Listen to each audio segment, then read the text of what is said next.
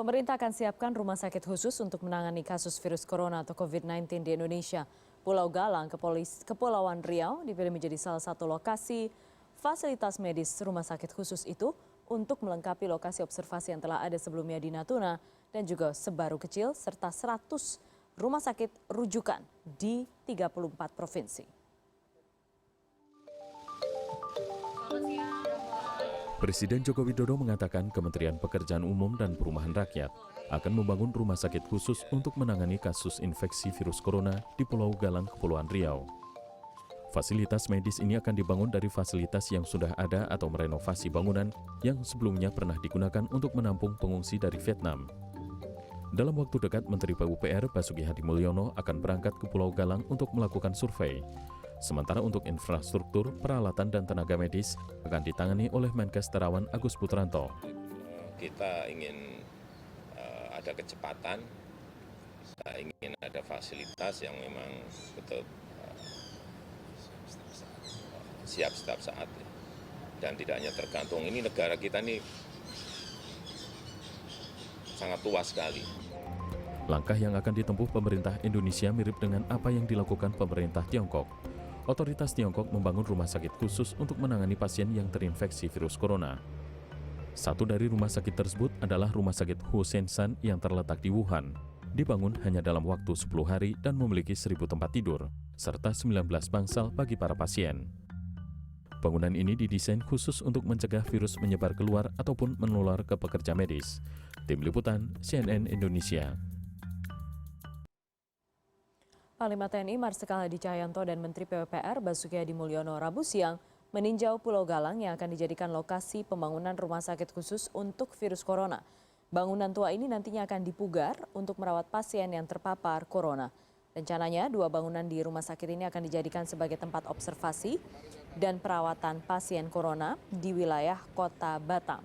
Selain untuk bangunan rumah sakit virus corona, Pulau Galang juga akan menjadi lokasi observasi dan juga pengobatan pasien yang tertular virus corona. Setelah mengunjungi lokasi, Panglima TNI dan Menteri PUPR kemudian melanjutkan peninjauan ke Pulau Galang secara keseluruhan untuk memastikan jarak lokasi rumah sakit virus corona dari masyarakat pesisir Pulau Galang. Rencananya akan kita jadikan satu pilihan untuk rumah sakit dan termasuk juga untuk observasi, dan kita juga siapkan juga adalah rumah sakit khusus untuk penderita penyakit menular. Di samping kita juga memiliki satu tempat untuk observasi yaitu di Natuna. Pemerintah Indonesia menargetkan pembangunan rumah sakit untuk menangani pasien yang terjangkit virus corona di Pulau Galang, Kepulauan Riau bisa diselesaikan dalam waktu kurang dari 1 bulan. Ini disampaikan Menteri Koordinator Bidang Pembangunan Manusia Muhadjir Effendi saat berada di Istana Kepresidenan Jakarta. Muhadjir mengatakan rumah sakit yang semula berfungsi sebagai penampungan dan fasilitas medis bagi pengungsi Vietnam di Pulau Galang, Kepulauan Riau akan selesai direnovasi dalam waktu kurang dari 1 bulan. Meski tidak dikhususkan untuk penanganan corona, rumah sakit yang diperuntukkan bagi aktivitas observasi, karantina, dan penanganan ini akan turut melengkapi fasilitas penanganan corona yang sebelumnya dilakukan di Natuna dan juga Sebaru Kecil. Galang itu tidak membangun ya, mohon teman-teman dipastikan ya, itu tidak membangun, itu sudah ada dan akan kita upgrade. Dulu adalah dipakai untuk menampung pengungsi dari Vietnam. Sehingga dan itu pulau yang sudah siap. Jadi tadi Bapak Presiden berpengarahan, beliau menyampaikan kurang dari sebulan harus sudah siap digunakan. Sebagai alternatif, jadi yang lain juga tetap Natuna menjadi pilihan, Sebaru menjadi pilihan. Nanti mana yang paling mungkin. Karena sekarang kasusnya sedang kasus corona, nanti kalau sudah kasusnya beda juga akan kita gunakan yang beda. Pemerintah berencana membuat rumah sakit khusus COVID-19 di Pulau Galang, Kepulauan Riau tidak membuat tapi menyiapkan dari bangunan yang sudah ada. Keputusan ini diambil setelah 2 orang positif terinfeksi COVID-19. Banyak yang mengapresiasi langkah ini, tapi tak semua. Ada yang mengatakan ini terlambat pemborosan hingga dinilai bisa mengganggu iklim investasi di Batam. Kita bahas malam ini bersama narasumber sudah hadir, Bang Saleh Partaunan Daula, anggota Komisi 3 DPR RI. Bang Saleh, selamat malam. Selamat malam. Terima kasih Bang sudah datang. Bang Saleh, saya baca termasuk yang sempat menanyakan soal rumah sakit ini kepada Menteri Kesehatan. Jadi itu memang sudah disiapkan atau idenya ini sejak kapan sebenarnya kalau informasi yang didapat dari teman-teman di DPR? Jadi tadi kan saya sebetulnya belum tahu persis ya apa yang melatar belakangi kok ada berita mau bangun rumah sakit itu. Lalu saya kebetulan pas tadi pagi kita kan rapat katakanlah koordinasi dengan Menteri Kesehatan di kantor Kemenkes. Nah, saya menyempatkan untuk menanyakan soal ini. Saya tanyakan secara langsung, Pak Menteri, ini saya mendapat informasi sekitar beberapa jam yang lalu bahwa akan dibangun rumah sakit di Pulau Galang, di Kepulauan Riau atau di Batam. Nah, kemudian saya tanyakan apakah betul informasi tersebut. Saya waktu kita menanyakan itu menterinya kayaknya belum well informed ya, masih agak terkejut, agak kaget gitu loh, kok ada informasi ini. Kelihatannya menterinya masih fokus ngurusin yang terpapar yang virus sekarang. corona itu. Dan dia mengatakan sebetulnya menurut saya bukan membangun rumah sakit gitu, tetapi bisa jadi memang itu akan diarahkan untuk pembangunan tempat observasi. Fasilitas observasi. Fasilitas observasi. Nah, jadi mungkin ini yang dimaksud katanya gitu. Jadi karena itu saya mengatakan ini yang kita baca beritanya malah Menteri PUPR yang mengatakan ini akan bangun rumah sakit. Nah, karena itu saya menyarankan pada Menteri Kesehatan untuk berkoordinasi antar kementerian lembaga supaya kalaupun ada kebijakan itu ya tentu kebijakannya satu ya, tidak berbeda-beda. Supaya kalaupun misalnya mau dibangun katakanlah tadi tempat untuk penampungan mereka yang sedang diobservasi, itu tidak ada masalah, tetapi ya harus ada satu pintulah untuk itu. Kalau misalnya dari tadi informasi yang sempat kami tayangkan, jadi PUPR bertanggung jawab untuk fasilitas sarana dan prasarana seperti biasa, kemudian Menteri Kesehatan bertanggung jawab untuk penyediaan tenaga medis dan lain sebagainya. Kalau misalnya melihat sebenarnya sumber daya yang kita punya sekarang, Bang Saleh, sumber daya yang kita punya sekarang untuk menangani COVID-19, sekalipun memang pemerintah menyatakan positif 2, sedangkan di negara-negara yang sudah banyak. Itu sebenarnya kita sudah cukup kan? Maksudnya apa perlu memang menambah? Karena toh penambahan ini tuh nggak semuanya happy dengan itu. Sejauh ini kan sebetulnya yang kita dapat informasi adalah pernyataan pemerintah. Jadi kalau kita tanya siap enggak kan pemerintah selalu menjawab siap. Siap. Ya. Belum pernah kita mendengar bahwa pemerintah kita tidak siap kan. Berarti sejauh ini fasilitas yang dimiliki oleh pemerintah kita itu kan berarti sudah memadai dan sudah cukup, makanya dikatakan siap. Lalu kalau ditanya apakah sudah ada rumah sakit yang tersedia dan yang cukup untuk katakanlah untuk mewakili seluruh wilayah Republik Indonesia, sudah ada. Sudah ada. Awalnya mereka mengatakan 100 rumah sakit. Nah tadi waktu kita bertemu dengan Menteri Kesehatan sudah meningkat nih sekarang 132 rumah sakit. Nah pertanyaannya apakah ini sudah benar-benar tersedia semua dengan segala fasilitasnya termasuk juga standarnya gitu ya? Alat kesehatan dan juga tenaga medisnya. Nah, itu kan belum pernah kita uji. Nah, kita kan belum sempat ini satu persatu mengecek 132 rumah sakit yang dimaksud. Nah, karena itu mungkin ya perlu dilakukan suatu tinjauan dan juga pengawasan langsung ya melihat fasilitas-fasilitas tersebut. Kalau di Jakarta kan jelas-jelas itu ya, sudah di Salso misalnya RCM misalnya gitu, kemudian Rumah Sakit Fatmawati dan lain-lain. Itu memang sudah standar ya. Tetapi rumah-rumah sakit daerah di kabupaten kota yang ada, yang kalau kita lihat di list yang 100 rumah sakit yang diberikan kepada kita, itu kan banyak juga yang di rumah sakit, banyak juga rumah sakit umum daerah di kabupaten kota. Nah karena itu tentu ini perlu dilihat dan diperiksa sebenarnya bagaimana, apakah itu sudah memadai, sudah standar. Kalau diberitahu pemerintah pada kita kan standarnya sudah WHO semua. Nah ini kan menjadi penting untuk diperiksa. Karena saya tadi malam ada yang WA saya, salah seorang dokter, menyebutkan dokter di salah satu rumah sakit, mengatakan bahwa di Sumatera Utara ini dari 5 nama rumah sakit yang disebut itu, ada hanya 1 yang memiliki ruang isolasi. Nah WHO juga mengatakan, WHO khawatir dengan fasilitas rumah sakit daerah yang disiapkan oleh Indonesia. Ya itu tadi dokter yang mengatakan. Dan terbukti berarti sekarang dengan SMS itu. Salah seorang dokter mengatakan, saya tidak sebut namanya, mengatakan pada saya bahwa dari 5 rumah sakit yang disebut namanya di Sumatera Utara, mungkin karena dia tahu saya tahu dapilnya di sana, hanya satu rumah sakit yang memiliki ruang isolasi, yaitu Rumah Sakit Adam Malik. Nah tadi sebetulnya waktu bertemu dengan Menteri Kesehatan kita tanya juga sebetulnya ruang isolasi yang sudah tersedia yang saya pakai itu berapa di seluruh Indonesia ini. Kalau tidak salah tadi disebut sekitar 155 ya ruang isolasi yang sudah ada, yang sudah tersedia. Nah mengingat Kalau luasnya. 155 dengan katakanlah 132 rumah sakit berarti kan? Ya. Itu berarti ada rumah sakit yang hanya satu ruang isolasinya. Ya, dan masih perlu penyempurnaan barangkali. Maka kan pertanyaan kita kembali kepada topik kita malam ini. Kalau mau membangun rumah sakit di Pulau Galang itu. Menurut saya itu tidak apa-apa. Tapi kan menurut Menko PMK tadi ini kan bukan baru. Iya. Ini hanya renovasi. Saya kira kalau renovasi biayanya tidak terlalu mahal itu tidak ada masalah. Tetapi di luar itu sebetulnya pemerintah kita juga harus memperbaiki fasilitas rumah-rumah sakit yang sudah ada. Kan banyak tadi rumah sakit yang dari 132 tadi. Betul. Itu mestinya kan sudah bisa disempurnakan. Kalau misalnya belum ada ruang isolasinya ya silakan Disiapkan. ditambah ruang isolasinya. Kalau misalnya ada alat-alat yang perlu ditambahi, menurut saya silahkan ditambahin. Inilah saatnya pemerintah kita untuk menunjukkan keberpihakan untuk membela rakyat kita yang sedang membutuhkan. Ini sebetulnya sekarang ini kita lagi membutuhkan bagaimana perhatian pemerintah untuk mengurus rakyat kita itu. Kalau misalnya dilihat sekarang soal timing ya, soal timing ketika ini sudah COVID-19-nya sudah ada positif 2, sementara kita tahu standar negara-negara lain seperti apa, persiapannya jauh-jauh hari bahkan sebelum ada yang mungkin baru rumor baru terpusat di Wuhan tapi negara-negara lain sudah well prepared. Dengan yang dibandingkan Indonesia sekarang, kalau misalnya dari kacamata partner pemerintah nih DPR, apa yang dilihat sekarang? Menurut saya sebetulnya kalau kita belum sampai seperti itu ya. Jadi pusat-pusat kesehatan kita itu memang belum khusus sekali diperuntukkan untuk menangani itu.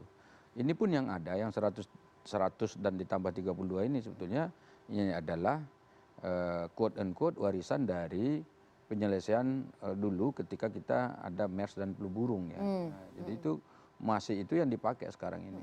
Nah, berarti kan belum ada sesuatu yang baru.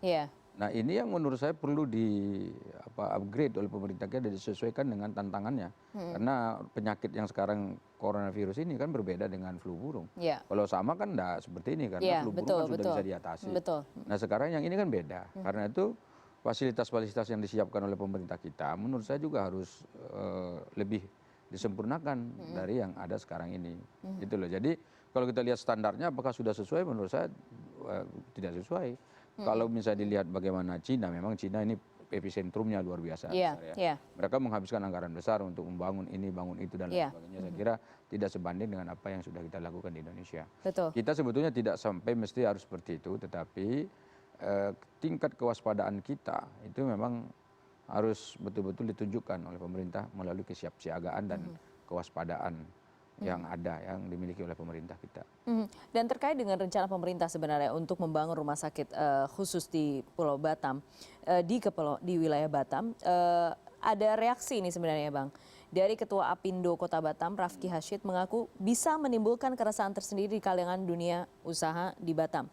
Ada beberapa informasi yang sudah juga menunjukkan bahwa ada keresahan dari warga di Pulau Galang selama ini mereka hanya mendengar soal COVID-19 di kota jauh dari mereka dan sekarang ada di sini. Begini, sering kali katakanlah ketika Natuna pada saat itu diputuskan menjadi tempat observasi, di situ juga ada keterputusan koneksi informasi dari pemerintah pusat kepada pemerintah daerah, kemudian kepada masyarakat di daerah. Dan ini bisa saja potentially terulang lagi dalam kasus ini. Dan padahal kasus COVID-19 ini masih running gitu loh Bang. Jadi bagaimana ini sebenarnya? Semuanya mau diambil pusat tapi bagaimanapun harus koordinasi di daerah tapi... Ya kalau kita mau mengkritik sebetulnya kritik pada kebijakan publik yang diambil oleh pemerintah. Sebetulnya salah satu kritik yang paling fundamental yaitu tadi. Kira-kira kayaknya tidak terencana dengan benar.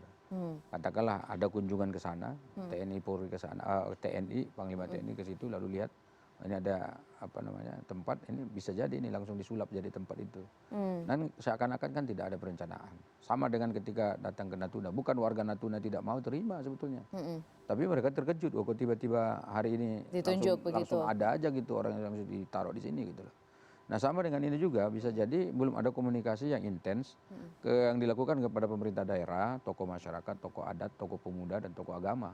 yang ada di situ, sehingga ini bisa jadi tadi muncul apa namanya, katakanlah kritik-kritik ya tadi, katakanlah penolakan-penolakan yang dilakukan oleh kelompok-kelompok masyarakat yang ada di situ. Nah, menurut saya kalau pemerintah sungguh-sungguh mau katakanlah membangun atau merehabilitasi tempat itu, ya sebaiknya dilakukan komunikasi.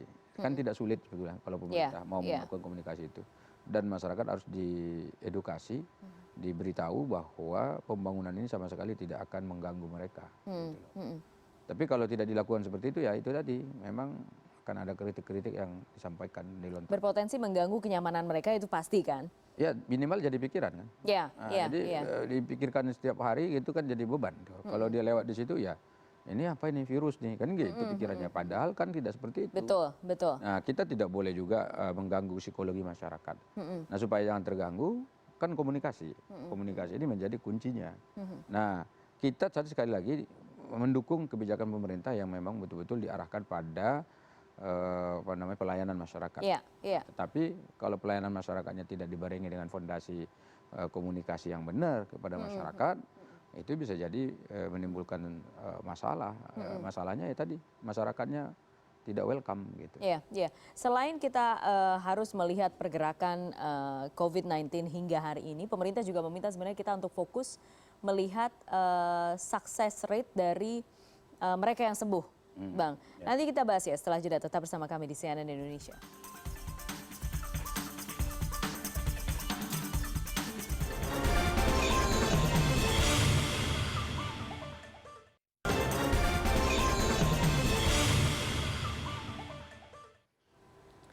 Anda masih bersama kami di CNN Indonesia. Terima kasih sudah bergabung bersama saya, bersama kita di sini, yaitu Pak Rian Nugroho, analis kebijakan publik. Pak Rian, terima kasih sudah hadir malam hari ini. Dan saya ke Pak Rian dulu. Pak Rian, terkait beberapa kebijakan publik yang diambil oleh pemerintah selama masa penanganan COVID-19 ini. Salah satunya sekarang yang terbaru adalah rencana menyulap sebuah tempat di Pulau Galang untuk dijadikan salah satunya tadi disampaikan katanya fasilitas observasi. Tapi itu masih simpang siur, ada yang mengatakan rumah sakit, ada yang mengatakan hanya fasilitas observasi. Kalau menurut Anda itu memang dilakukan pada saat timing yang tepat? Atau ini sebenarnya agak terlambat dengan kurang beberapa pertimbangan yang biasanya menjadi pertimbangan pada saat mengeluarkan kebijakan? Jadi kebijakan itu pada waktu sebelum dibuat, itu dibuat namanya kajian keefektifannya. Ada regulatory impact assessment, tapi ini effectiveness-nya. Nah, sebenarnya kalau dilihat dari effectiveness ini agak kurang, karena begini. Sebenarnya kalau kita mau jadi tempat observasi, Wuhan udah bikin, ini duplikasi. Kedua, kalau nanti buat rumah sakit di Galang itu ya, masa orang sakit Jawa harus bawa ke sana dulu, ini kan nggak efektif juga.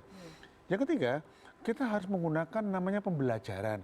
Kita nggak boleh memulai sesuatu dari nol. Coba, beberapa tahun yang lalu itu ada yang namanya penyakit itu loh, HN51 yang itu flu burung. H5N1. Karena kita udah punya sistemnya, SOP-nya, itu direvitalisasi. Jadi kita tidak boleh malu mengakui bahwa kita dulu punya pengalaman baik, itu diangkat lagi. Nah, kebijakan yang ada ini sepertinya agak kaget gitu, jadi reaktif. Nah, yang sekarang ini. Iya, jadi gini, ini bukti bahwa ternyata kita perlu memberikan semangat pada timnya Pak Presiden, terutama Menkes, supaya apa? Supaya nggak kagetan. Karena di penyakit orang Indonesia itu kagetan, gumunan gitu loh.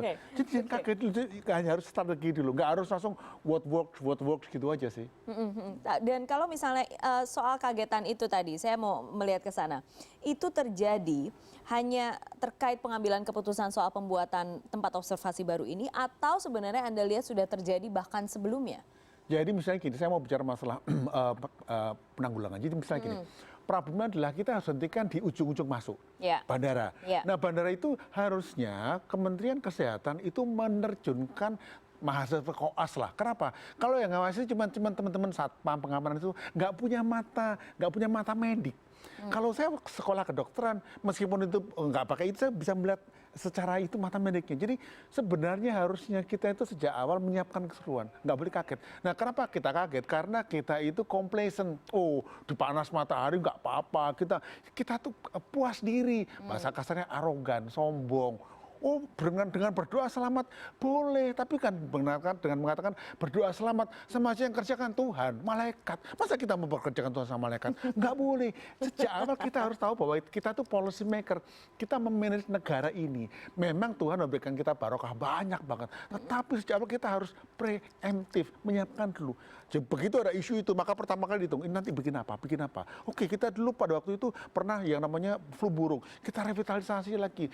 Jadi begitu caranya bekerja sebagai policy maker, tidak boleh kagetan. Ini kultur kagetan ini kayaknya bukan cuma di Kemkes juga, di beberapa kementerian kagetan juga. Jadi ini harus kita bantu. Kemkes khususnya, ini saya lihat namanya ada penyakit PDOD namanya. Pernah dengar PDOD? Percaya diri overdosis. Oke. Jadi harusnya boleh percaya diri, tapi harus siap gitu loh. Partnernya Bang. Jadi Saleh. karena begini, kehidupan bersama harus dimanajemen nih. Karena ada pepatah, kemenangan itu direncanakan, gak ujuk-ujuk. Gak pakai yang namanya sporadis, instan, responsif. Enggak, disiapkan. Jadi ketika, ada muncul seperti itu, disiapkan. Kenapa? Banyak orang, kita banyak ahlinya. Ahli kesehatan, ahli kebijakan, ahli hukum, ahli yang dulu di flu burung, itu daya gunakan. Dengan demikian, inilah namanya teamwork. Teamwork itu semua orang yang pernah bekerja, yang diajak berbicara. Berapa lama? 1 hari selesai. Dan itu memberitahu kita bahwa di dalam proses menyelenggarakan negara, kita itu dalam kebersamaan.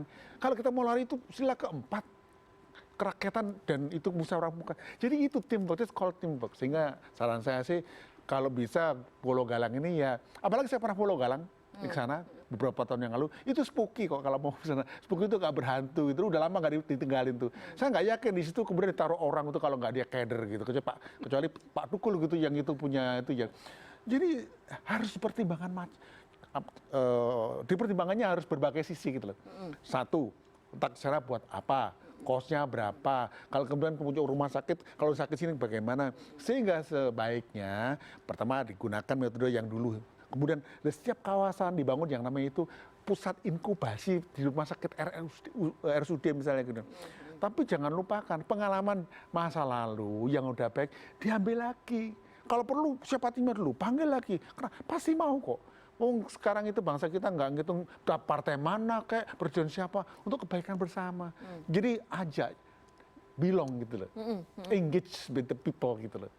Itu menurut Anda itu yang masih kurang dilakukan, Bang Saleh? Sehingga kemudian ketika negaranya kaget, menghasilkan kebijakan yang terburu-buru, tidak terukur dan tidak efisien, itu menimbulkan rakyat yang panik. Itu kan bagaimanapun kan mungkin itu rangkaiannya seperti itu atau bagaimana? Kalau ini saya mau komentar sedikit yang soal kagetan ini. Menurut saya sebetulnya ini bukan kagetan, malah tidak terkoordinasi, Pak. Jadi tadi saya tanya langsung Menteri Kesehatan, tadi siang tadi. Jadi saya tanya langsung soal rencana pembangunan rumah sakit itu. Ya kelihatannya Menteri Kesehatan juga baru dengar dari kita gitu. Padahal kita juga dapatnya dari informasi berita yang sudah ada dari media. Nah itu artinya berarti Presiden sudah membicarakan dengan menteri-menteri lain, katakan dengan Menteri PMK dan juga Menteri PUPR dan juga TNI tadi. Panglima TNI kan ada di situ. Dan itu sudah memang rencananya mau katakanlah kalau bahasanya PMK tadi mau direhabilitasi ya tempat itu, direnovasi untuk tempat semacam observasi. Nah sementara menterinya kan belum tahu, berarti kan koordinasinya masih belum jalan tapi sudah diambil keputusan dan kebijakan. Misalnya kan di rapat-rapat yang dilakukan di istana itu, misalnya ini bagian dari hal yang dibicarakan karena coronavirus ini kan isu yang cukup besar juga dan Presiden juga sore ini mengatakan bahwa ini isu yang cukup menyita perhatian publik dan dampaknya besar sekali. Bukan hanya dampak pada soal kesehatan saja, bukan hanya dampak pada kehidupan sosial, tapi juga pada dampak perekonomian itu yang luar biasa. Jadi karena itu tentu ini tidak bisa dianggap sepele dan anggap enteng. Nah makanya saya katakan tadi masalah koordinasi ini juga penting. Jadi jangankan yang soal pembangunan ini Pak, soal juru bicara dari pemerintah saja itu baru kemarin diangkat. Sebelumnya kan siapa saja bisa bicara apa gitu. Nah baru kemarin diangkat dan itu pun mestinya kalau memang resmi itu yang jadi juru bicara, mestinya yang bicara itu dia. Kan terkait ini, ya kan terkait penanganan corona. Mestinya kan juru bicara itu sendirilah yang membicarakannya, bukan malah pejabat yang katakanlah Presiden bicara, Menko PMK bicara. Nah sehingga akhirnya kita dapat informasinya ya, walaupun katakanlah Presiden pasti omongannya paling tertinggi gitu, Tetapi kita kalau bawahannya nggak mengerti kan repot juga implementasinya. Jadi menurut saya ini ada problem yang saya kira juga perlu diperhatikan oleh kita semua ya, bahwa pengambilan kebijakan itu memang menurut saya tadi tidak boleh terburu-buru, walaupun sekarang kita menghadapi masalah seperti ini. Dan kemudian yang kedua tadi saya mengatakan begini, Pak, mestinya kan rumah-rumah sakit yang sudah ada ini yang tadi di-upgrade lagi, disesuaikan kebutuhannya dengan kebutuhan yang ada sekarang dengan tantangan dengan virus baru ini. Kalau bikin baru lagi itu kan biayanya mahal, waktunya juga cukup banyak untuk tersisa untuk itu. Tapi tadi katanya ini paling lama bulan berapa ini? 1 bulan harus selesai. 1 bulan, kurang dari 1 bulan. Kurang dari 1 bulan itu renovasinya harus selesai. Jadi ya nggak tahu siapa nanti yang akan ditaruh di sana. Ya tapi yang jelas 1 bulan harus selesai. Oke, tapi begini, kalau misalnya tadi berkaitan dengan komunikasi, komunikasi itu kalau misalnya dalam kebijakan publik, apakah juga ada kaitannya dengan ya katakanlah ego sektoral yang mungkin bisa dibaca dalam beberapa hal ini? Nanti ya setelah jeda Pak Rian ya, tetap di CNN Indonesia.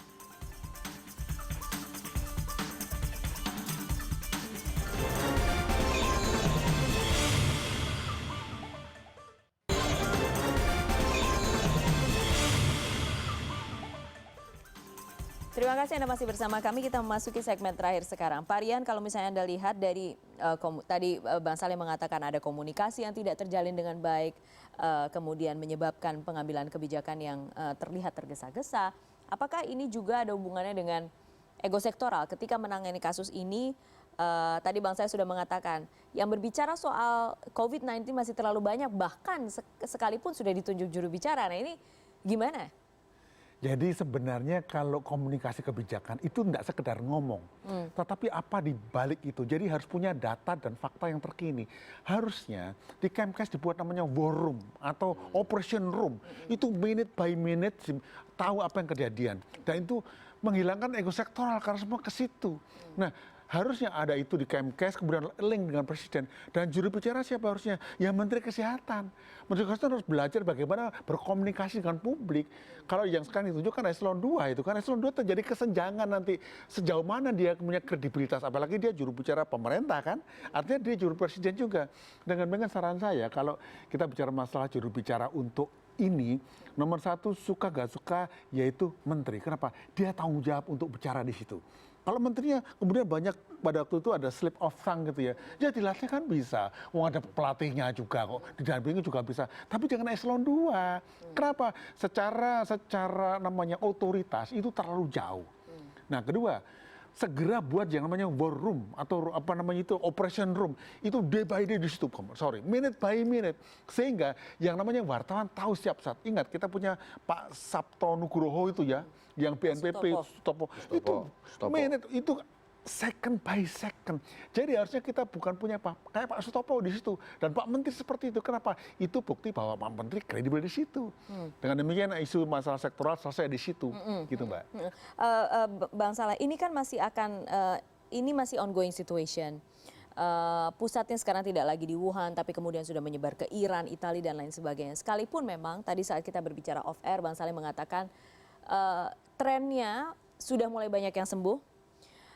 Dan itu memang harus diapresiasi, angka-angka itu juga harus kita perhatikan. Tapi kedepannya memanage ini, Bang Saleh, ini ongoing situation, sekarang di Indonesia positif 2, bagaimanapun kan kita ready for the worst dong. Harus mau tidak mau. Jadi sebetulnya kan yang kita dorong kepada pemerintah itu memang dari awal, begitu ini merebak itu langsung kita panggil menterinya, Menteri Kesehatan, untuk mendengar apa-apa saja yang akan mereka lakukan begitu. Dan kita sudah mewanti-wanti memang dari awal, termasuk misalnya tadi soal komunikasi yang harus satu pintu, yang baru dikerjakan kemarin gitu. Kemudian juga soal bagaimana menyiapkan fasilitas kesehatannya, kemudian bagaimana menenangkan masyarakat supaya tidak panik dan lain sebagainya. Itu kan sebetulnya dari awal sudah kita sampaikan. Nah, tetapi memang kalau kita evaluasi secara keseluruhan, memang ada beberapa langkah pemerintah yang perlu kita apresiasi ya. Pertama, mereka memulangkan warga negara kita dari Wuhan, kemudian mengevakuasi yang dari World Dream itu, kemudian juga mengevakuasi Diamond Princess, ya. Itu saya kira langkah yang cukup baik ya. Tetapi di luar itu memang kalau kita lihat ada beberapa hal yang memang pemerintah belum siap secara menyeluruh. Ya, yang paling utama menurut saya sih koordinasi tadi yang belum terjalin dengan benar. Walaupun ini trennya ini mungkin sudah menurun ya. kita harapkan memang akan segera berakhir gitu yang soal virus ini. Nah, tetapi bukan berarti kita tidak mempersiapkan diri. Ya, karena bagaimanapun juga siapa tahu di tempat lain menurun ya di tempat kita belum gitu. Ini kan juga jujur saja kita sebetulnya dikasih waktu oleh Allah, oleh Tuhan itu agak terlambat kita dapat apa positifnya ini. Mestinya kan ada berapa bulan? Bisa bersiap-siap sebelum Mestinya persiapan kita itu sudah lebih matang dari negara-negara lain gitu. Nah, ini yang saya katakan tadi memang dari sisi apa namanya politik ya saya kira masih perlu ada penegasan-penegasan yang dilakukan oleh presiden sehingga para pembantunya baik dari menteri sampai pada eselon-eselon 1 dan 2 itu memang siap semuanya. Jadi sudah apa namanya katakanlah bekerjanya itu sudah memang day to day memang betul-betul menghabiskan waktu mau mempersiapkan segala sesuatu untuk menghadapi sesuatu yang mungkin ya bisa baik atau bisa buruk atau bisa pokoknya kondisi apapun harus siap dihadapi begitu. Di saat-saat seperti sekarang ini Pak Rian, kalau dari sisi kebijakan publik seberapa terbuka seharusnya pemerintah kepada rakyatnya?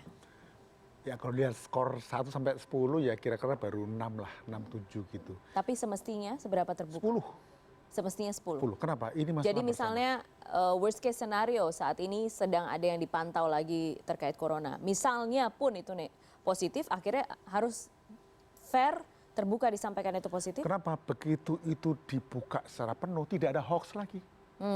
Itu masalahnya. Jadi kita nggak bisa mengalahkan hoax dengan yang namanya pakai SE kan bisa terbuka aja. Dengan demikian yang namanya informasi dari Kemkes itu harus mengalir terus.